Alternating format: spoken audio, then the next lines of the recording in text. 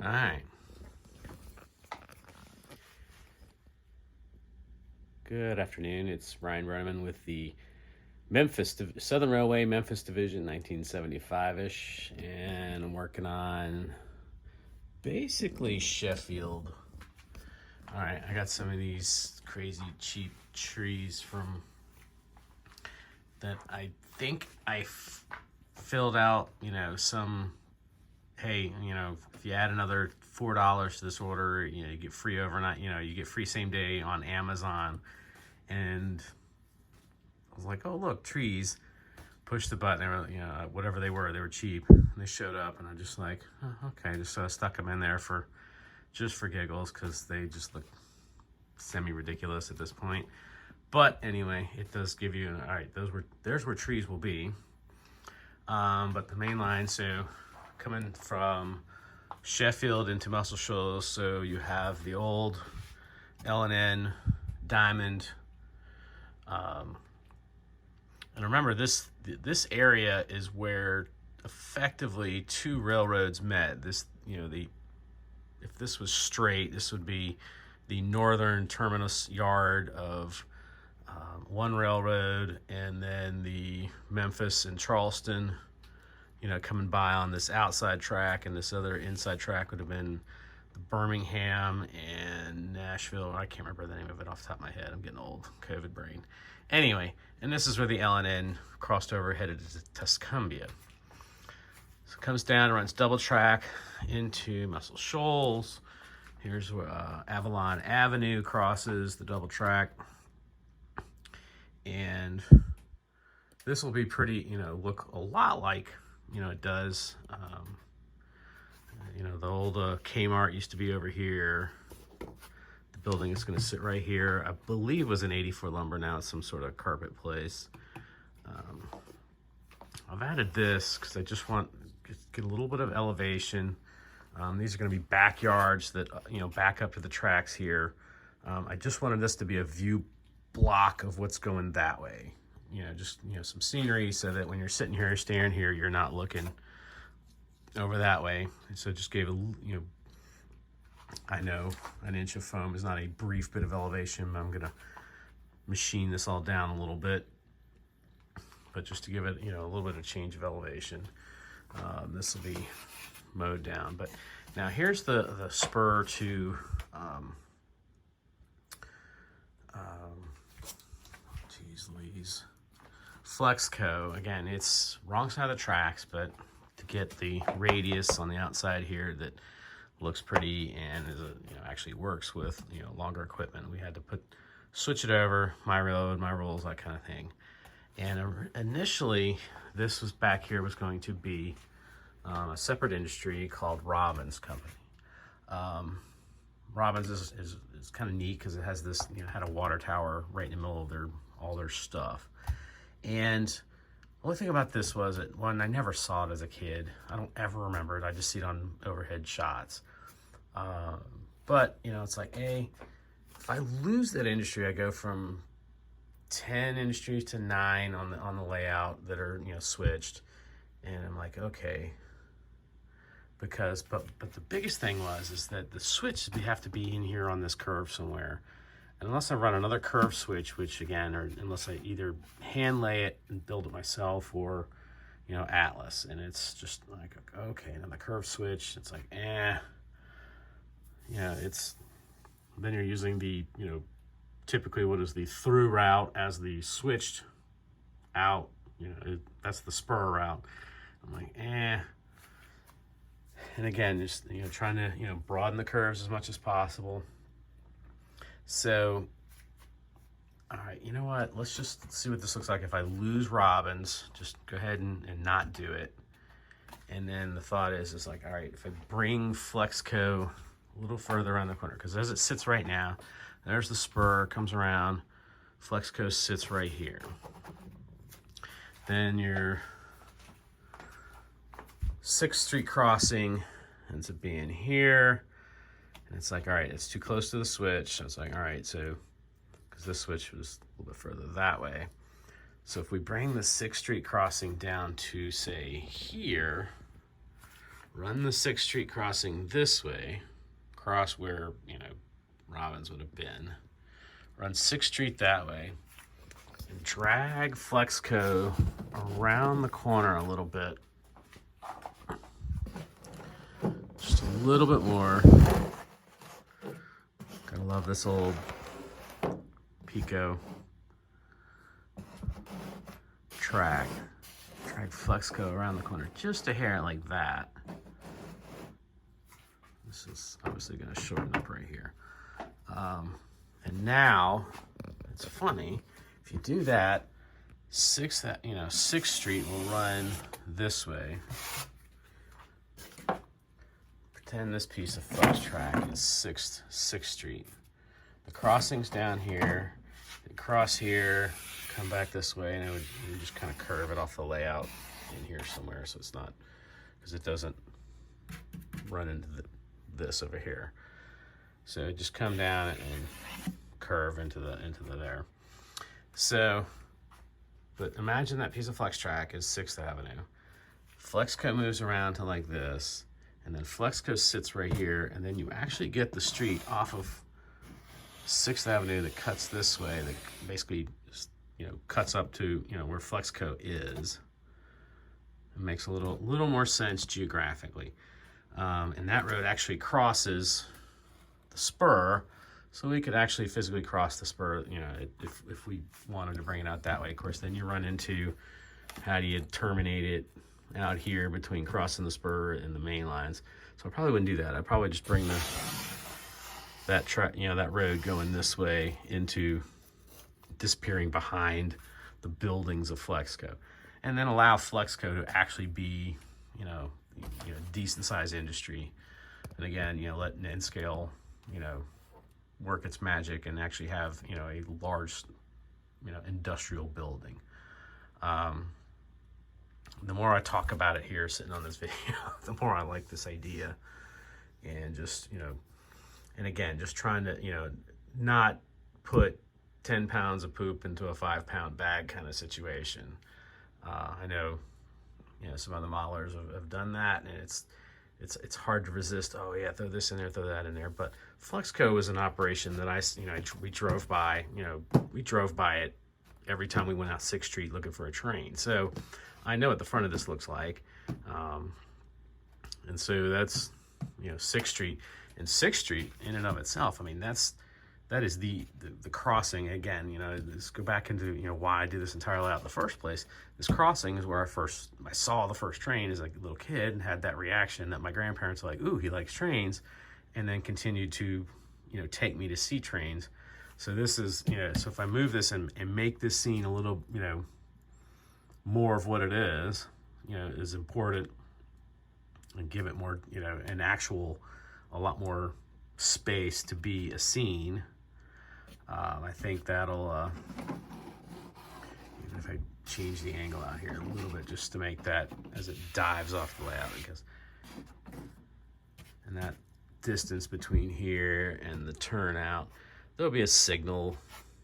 There's signals here, so there's a single mast here, and then it's got, and there'll be I think there were dual masts here going, facing that direction. I can't remember what the name of this control point is, but I definitely think that's a better option than trying to jam these two industries in here. I mean, and again, I wrote it out on the drew it out and made it work. But again, it's just there you run into that whole, the train's in one, and in it's in both, and eliminate, make it simpler, and then you have all the negative, I say negative space, it's just run a space. We've got the 72 overpass here, this is just a piece off of an old module, but pretty good. The real bridge is 2 separate bridges, but again, right now it's what I've got sitting here. I can reuse real quick. And over here,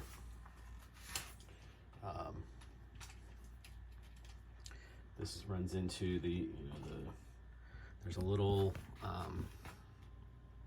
I think when, again, there's the live interchange line that goes over to Sheffield.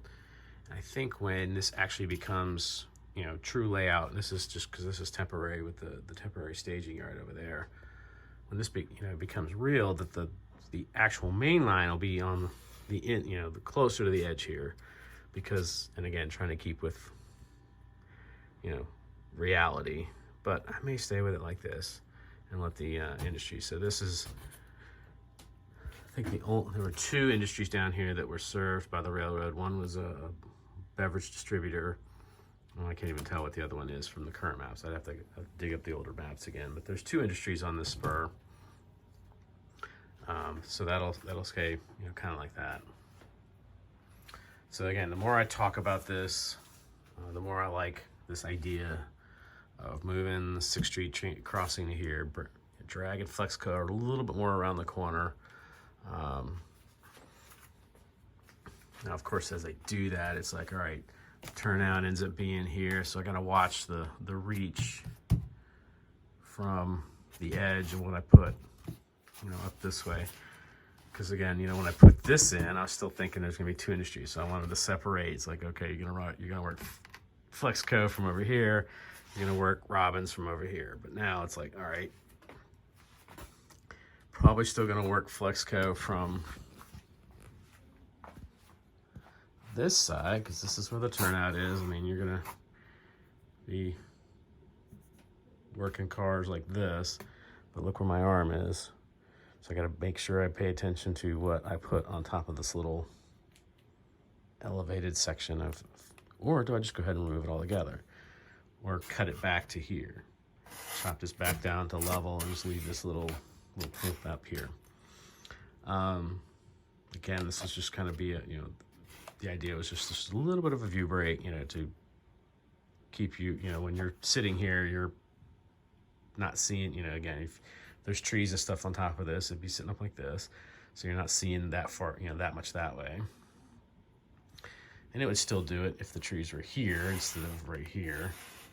But I just got to watch where that arm length, as that arm drags in to try to, work these two industrial spots here.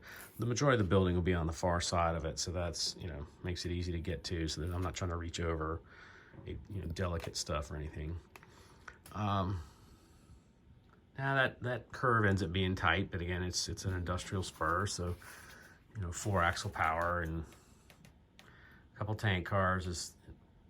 Tank cars in, hoppers in, box cars out. So I think it'll work itself out as far as, not worried about too much about how tight that is. There's no 86-foot cars or whatnot on that spur. So I think that'll take care of itself. So again, if you're paying any attention to, this layout, I do appreciate it. Go ahead and give you the rest of the walk around. You saw that way. There's the staging yard on the shoe fly over what eventually will be a helix down to staging. Double track main around. There's that crossing. Again, just some old puffball trees, dug them out just to kind of give it some idea of where foliage and stuff will be. There's the westbound loaded coal train and the eastbound empty sitting on the tracks where they normally interact. This is Sheffield Steel. It's kind of mocked up. It was a very large industry. And yeah, there's going to have to be a curved turnout here to serve the spur. This will get moved like this. And in real life, the spur, this building, corner of the building here, is actually angled because of how close they built it to the rail, the rail spur.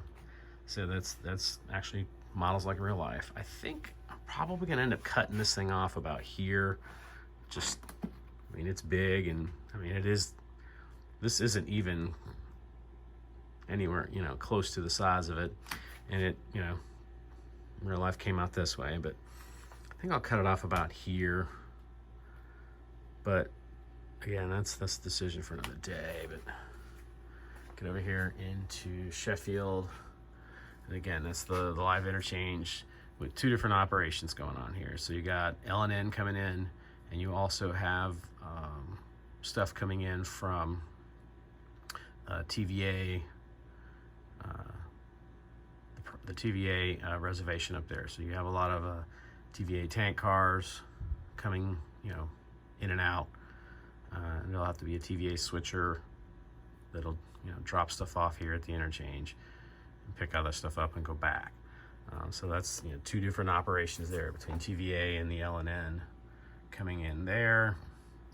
The old freight station here, so there'll be remnants of trackage coming down this way to the old freight station, which is the process of being torn down. There's one track goes back that way, and one comes this way to this building here.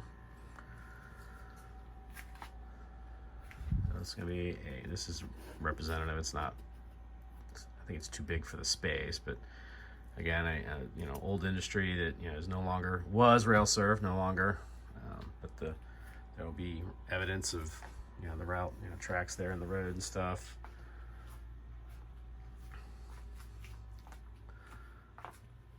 And you have, and since last time I've added a second. In the original, how I had this laid out, there were just 3 tracks here, the 2 mains and 1 storage track. In reality, at the time, there were 2 storage tracks here. And then missing track, which will be represented by, what looked like going into the car shops. The car shops will be here with, a bunch of old 40-footers sitting there waiting to be dismantled or whatever they did with them.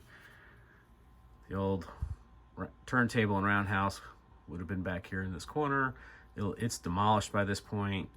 There's just basically remnants. One of the shop buildings here.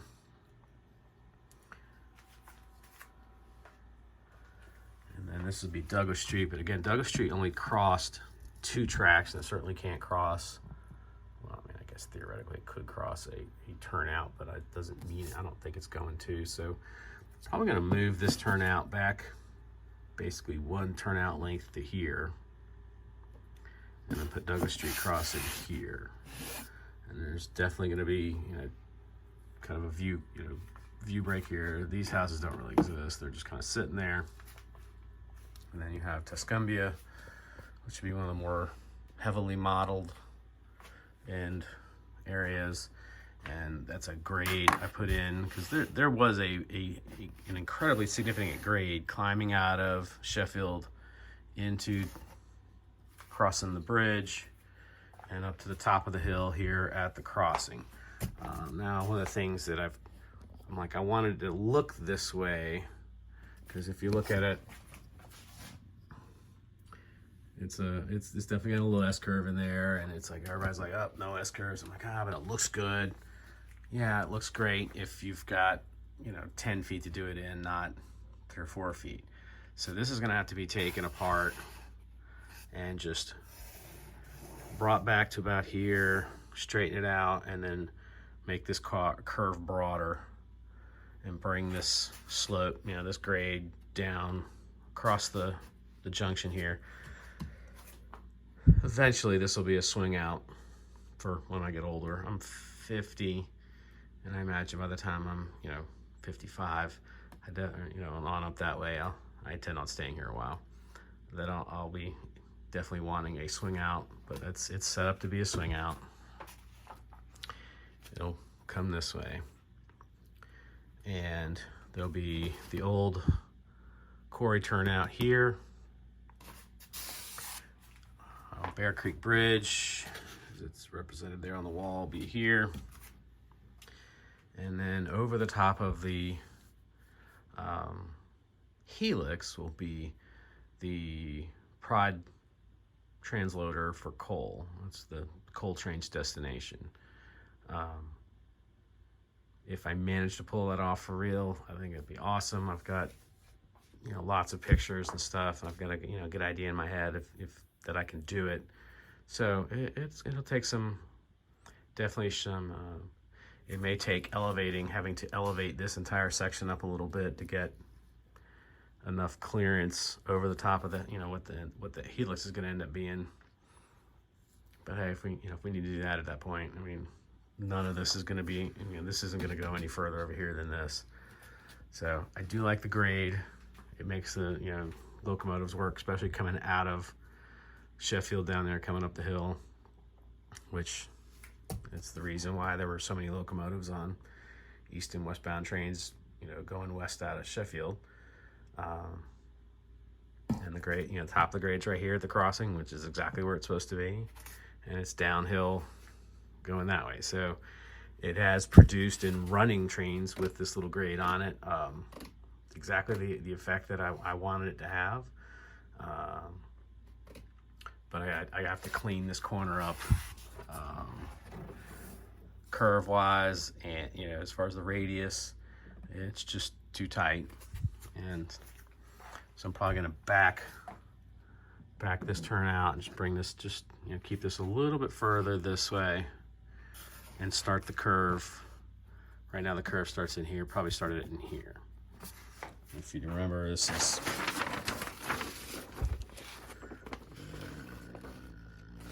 upside down. This is what this is supposed to look like.